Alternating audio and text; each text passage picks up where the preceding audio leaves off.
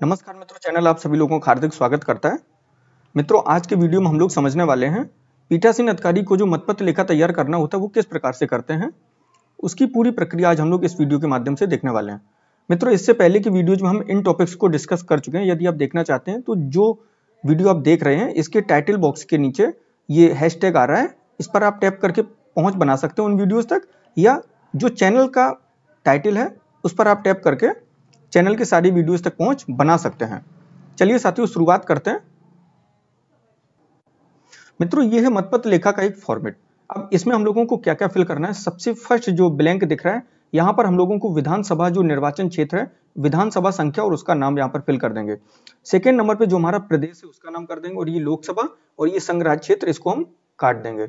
अब आ जाता है विधानसभा क्षेत्र के लिए निर्वाचन। यहाँ पर भी हम लोग जो विधानसभा संख्या है और जो विधानसभा क्षेत्र है उसको यहाँ पर फीड कर देंगे। सेकेंड नंबर पे आता है मतदान केंद्र की संख्या और नाम। जो भी आपका मतदान केंद्र है उसकी संख्या और उसका नाम यहाँ पर आप लोगों को लिख देना है। थर्ड नंबर के ऑप्शन में आता है मतदान केंद्र पर प्रयुक्त वोटिंग मशीन की पहचान संख्या, यानी जो भी कंट्रोल यूनिट आपको मिली है उसका सीरियल नंबर आपको यहाँ पर फिल कर देना है। बैलेट यूनिट का जो सीरियल नंबर है वो आपको यहाँ पर फिल कर देना है। जो वीवीपैट का सीरियल नंबर है वो यहाँ पर फिल कर देना है। आगे चलते हैं। अब यहाँ पर आइटम नंबर फर्स्ट शो हो रहा है। यहाँ पर लिख के आ रहा है मतदान केंद्र को नियत निर्वाचकों की संख्या, यानी मतदान केंद्र पर कितने निर्वाचकों की संख्या जो असाइंड है, यानी जो वोटर लिस्ट में जितने भी निर्वाचक हैं उनकी संख्या आपको यहाँ पर फिल करनी है। यानी मान के चल रहे हैं हम लोग कहीं किसी भी बूथ पर 600 मतदाता निर्वाचित हैं, उनकी संख्या आप लोगों को यहाँ पर शो कर देनी है। सेकेंड नंबर पे आता है मतदाताओं के लिए रजिस्टर प्रारूप 17 का में कितने मतदाताओं ने मतदान किया, जो संख्या वहां पर फीड है वो नंबर ऑफ यहाँ पर आपको फीड करनी है। मान लीजिए 600 वहां पर शो हो रहे हैं और वहां पर मतदान करने के लिए 500 व्यक्तियों ने 17A में अपने साइन किए हैं, तो वो संख्या हम लोगों को यहाँ पर फीड कर देनी है। आइटम नंबर थर्ड 49 ड़ा, ये हम लोगों को बताता है कि अधीन मत रिकॉर्ड नहीं करने का विनिश्चय करने वाले मतदाताओं की संख्या। कुछ ऐसे मतदाता होते हैं जो आपके पास आते हैं, 17 में आप उनकी प्रविष्टि भी कर देते हैं मगर वो वोट देने से मना कर देते हैं। उनकी संख्या यदि कोई है तो वो यहाँ पर आपको शो कर देनी है।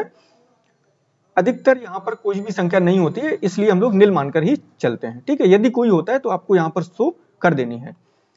फोर्थ नंबर पे आता है अधीन मतदान के लिए अनुज्ञात नहीं किए गए मतदाताओं की संख्या। यहाँ पर भी अधिकतर नील ही होता है। इसका कारण यह है, जो पीठासीन अधिकारी है किसी भी उपद्रव के कारण किसी भी मतदाता को मत देने से मना कर सकता है, किसी भी कारण से। यानी कोई वो उपद्रव कर रहा है, इस वजह से पीठासीन अधिकारी ने मना कर दिया, उनकी संख्या यहाँ पर हम लोगों को शो करनी है।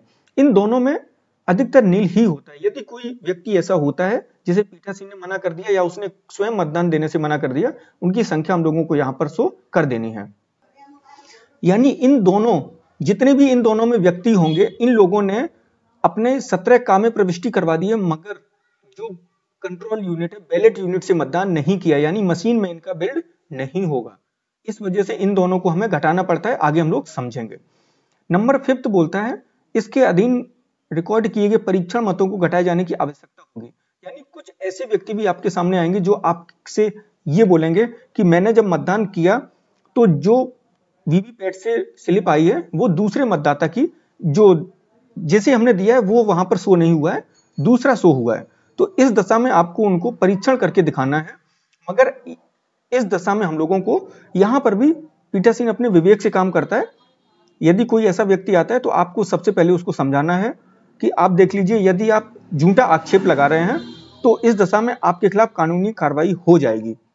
यदि आप उससे इतनी बात बोल देते हैं तो वो स्वयं ही, यदि वो झूठ बोल रहा है तो वो स्वयं ही चला जाता है। यदि वो बोलता है कि नहीं हमें दिखाना ही है, तो आपको उसको दिखाना पड़ेगा कि मेरी मशीन सही है। अब देखिए यहाँ पर का नंबर में लिखा है घटाए जाने वाले परीक्षण मतों की संख्या। अब यहाँ पर हम लोगों को क्यों उसको घटाना है, उसको इस वजह से घटाना है क्योंकि जो व्यक्ति आया है उसने एक बार तो 17 में प्रविष्टि के तहत एक बार तो मतदान किया है, जिसमें उसने देखा है कि ये संख्या में जो वहां पर स्लिप आ रही है उसमें मैच नहीं हो रहा है। यदि हम यहाँ पर ये संख्या नहीं घटाएंगे तो उसका 2 वोट काउंट हो जाएगा, जो कि पूरी तरीके से अवैध माना जाएगा। कोई व्यक्ति आता है तो उसकी संख्या आपको यहां पर कर देनी, कितने परीक्षण मत आपने कुल करवाए, अन्यथा यहां पर भी हम लोग नील लिख देंगे। आगे चलते हैं।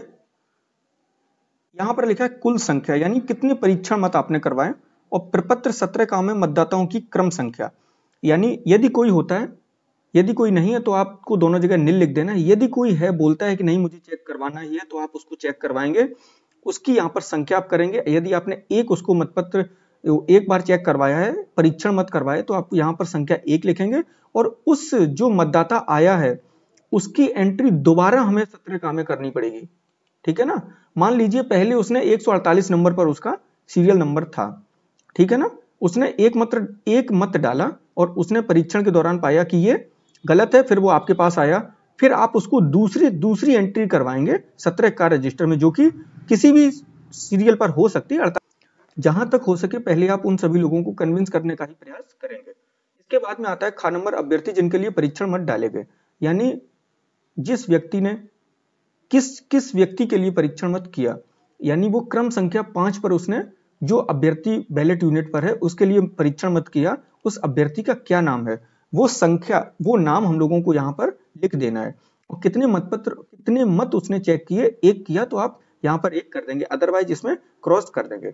इसके बाद में आता है नंबर 6, वोटिंग मशीन के अनुसार रिकॉर्ड किए गए मतों की संख्या। वोटिंग मशीन में भी जितने मत आपने डलवाए हैं वो भी उतने ही होंगे जितने की 17 कामें हैं, ठीक है। ये यहाँ पर 500 ही शो करेगा। यदि वो 2 और 3 आइटम नंबर जो था वहां पर संख्या शून्य है, निल है।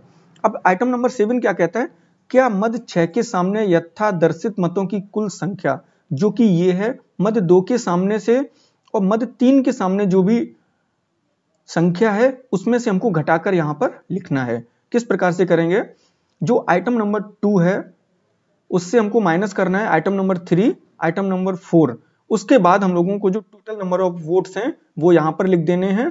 ये वाली संख्या और ये वाली संख्या मैच करनी चाहिए, जो कि हमेशा आपकी मैच करेगी।